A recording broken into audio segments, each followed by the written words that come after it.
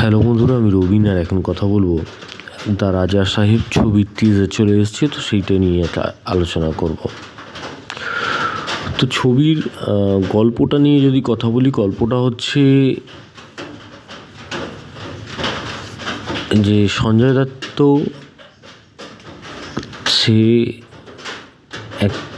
একটা রাজা বা একটা জমিদার টাইপের এরকম কিছু ছিল, কিন্তু সে মারা গেছে।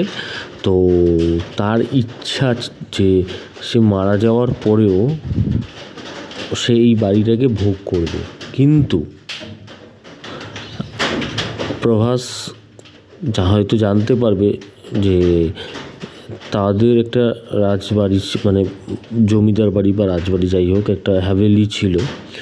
তো সেইটাকে সে বেচার জন্য আসবে, কিন্তু সেই বেচার জন্য আসতে গিয়ে তার সে যে বিপদের সম্মুখীন হবে, যে সে সঞ্জয় দত্তকে, মানে সে তো মারা গেছে, সে সঞ্জয় দত্তকে বোঝাতে পারবে না সঞ্জয় দত্তকে হারাতে পারবে। তো জানতে গেলে আমাদের ছবিটা দেখতে হবে। তো এখানে সঞ্জয় দত্তের যে টিজারের মধ্যে 3 জায়গায় আমরা সঞ্জয় দত্তকে দেখতে পাচ্ছি, কিন্তু তার কোনো ডায়লগ নেই।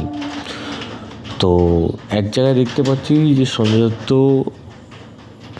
সে সোনার গয়না টয়না পরে আছে এরকমভাবে, এবং আরও এক জায়গায় আমরা দেখতে পাচ্ছি সঞ্জয় দত্তকে। তো একটা নতুন লুকে দেখতে পাচ্ছি সঞ্জয় দত্তকে, এবং প্রভাসের সম্ভবত এখানে 2টো লুক হতে পারে, কারণ আমরা কিন্তু টিজারে মানে পোস্টারে দেখেছিলাম যে একটা বয়স্ক মতন লুক যেখানে সিগার খাচ্ছে প্রভাস, তো সেই লুকটা কিন্তু রিভিল করা হয়নি এই টিজারের মধ্যে।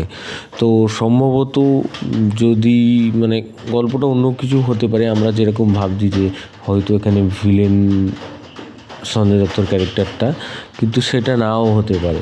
হয়তো এরকম হতে পারে যে প্রভাসের যে আরেকটা ক্যারেক্টার আছে সেইটা হয়তো ভিলেন।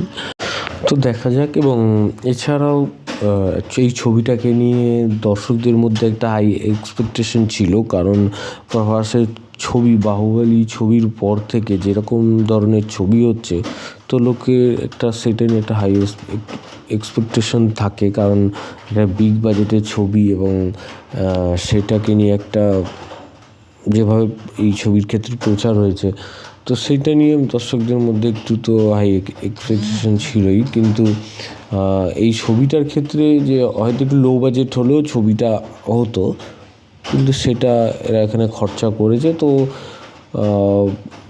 দেখা যাক। এবং এই ছবির ক্ষেত্রে প্রভাস কিন্তু এরকম ধরনের ছবি এর আগেও বানিয়েছে, মানে এই ফ্যামিলি ওরিয়েন্টেড ছবি কিন্তু এর আগেও বানিয়েছে। তো মাঝে কিছুদিন এরকম ধরনের ছবি করেনি এই বাহুবলীর পর থেকে, তো আবারও সে ফিরছে তার নিজের জায়গায়।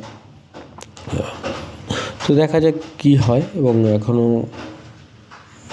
এই ভিএফএক্সের কথা যদি বলি, ভিএফএক্স নিয়ে যে প্রভাসের আলাদা একটা টিম আছে, তারা ভিএফএক্স নিয়ে খেটেছে। তবে ভিএফএক্স যে একদমই খারাপ তা নয়, তবে যতটা দরকার ছিল ততটা আছে। এবং মানে ভিএফএক্সের কাজ যে বিশাল কোনো কাজ আছে এই ছবির মধ্যে সেটাও নয়, তো ঠিকঠাক। এবং এখানে যে হিন্দি ডাবিংটা, সেটাকে কিন্তু প্রভাসের গলায় খুব একটা ভালো লাগছে না, মানে ওটা হয়তো এআই জেনারেটেড প্রভাসের গলা হিন্দিতে আছে, তো সেইটাতে খুব একটা ফিল হচ্ছে না। এবং অরিজিনাল ভয়েস, মানে অরিজিনালটাতে যেরকম একটা ফিল হয় সেটা কিন্তু এআইতে ফিল হয় না বা হচ্ছে না। তো যাই হোক, ভিডিওটা তোমাদের যদি ভালো লেগে থাকে তোমরা কমেন্ট সেকশানে কমেন্ট করে জানিয়ে দাও, এবং সাবস্ক্রাইব করো চ্যানেল প্রিয় বাংলা প্রিভিউ, এবং বেল আইকন ক্লিক করতে ভুলো না। বেল আইকনটা ক্লিক করলে তোমরা সবার আগে নোটিফিকেশন পেয়ে যাবে। ধন্যবাদ।